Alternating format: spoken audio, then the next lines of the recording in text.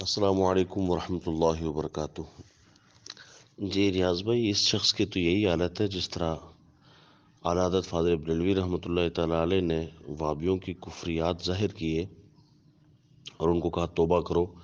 اور توبہ نہ کرنے پر ان پر کفر کا فتویٰ لگایا ان کی گستاخانہ عبارتوں کی وجہ سے،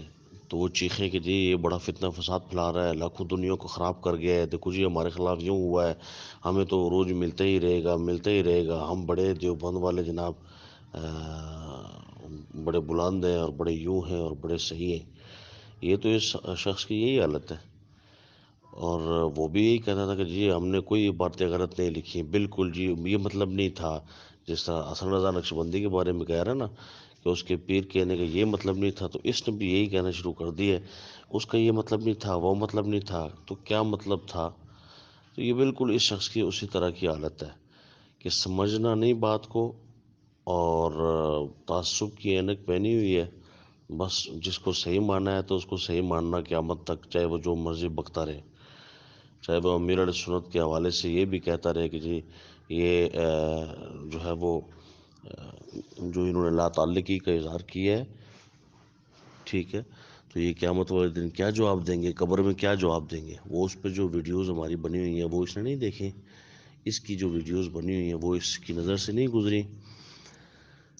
جو اس نے جو ہے وہ لا تعلقی کے اوپر تقریریں کی تھی، اور اس نے کہا تھا جی، پہلے کہتا تھا دو مجدد ہیں، ایک کراچی کا قلندر ایک لاہور کا، اور پھر کہنے لگا جی صرف لاہور کا قلندر ہے بس، اور کوئی مجدد نہیں ہے، وغیرہ وغیرہ۔ تو جو اس طرح کی اس نے بکواسات کی ہے امیر علیہ سنت کے حوالے سے، بہت ساری اور بھی ہیں جس پر الحمدللہ ہم نے ایسا جواب دیا، اور علماء کرام نے ایسا جواب دیا کہ اب ان تمام تر لبیک کے بھونکو، تو اس شخص کی وہ حالت ہے۔ اب دیکھیں مفتی افتخار کراچی کا جو کشمیر کا ہے، اس نے تحریک دعوت اسلامی کو دعوت آمدنی کہا، مدنی چینل کو آمدنی چینل کہا، اور امیر اہل سنت کے حوالے سے بہت بہت بکواسات کی، استغفر اللہ۔ اسی طریقے سے اور بھی بہت ساری چیزیں، اور دیکھیں اس نے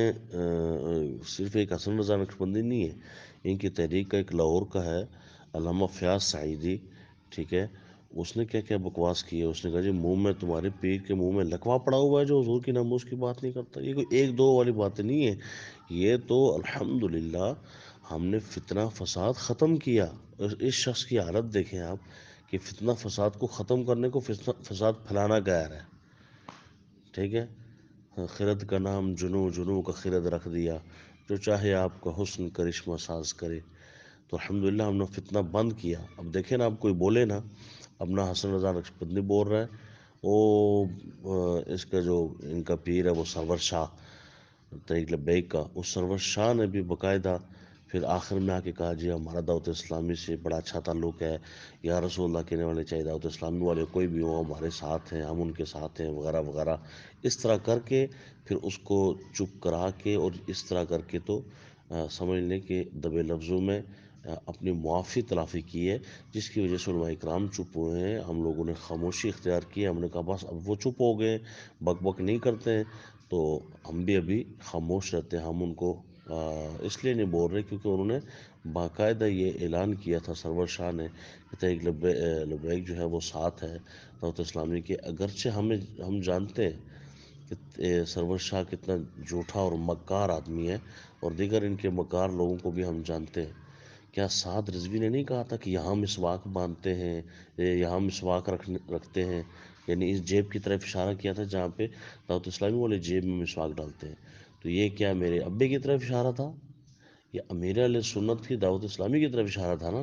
کہ جی ناموس رسالت کی بات نہیں کرتے اور یہاں مسواک رکھتے ہیں۔ جب اس سے پوچھا گیا تو سعد رضوی کو دیکھے بلنڈر مارتا ہے، آگے سے کہتا ہے کہ نہیں جی ہم تو سیاسی لوگوں کے حوالے سے بات کر رہے تھے۔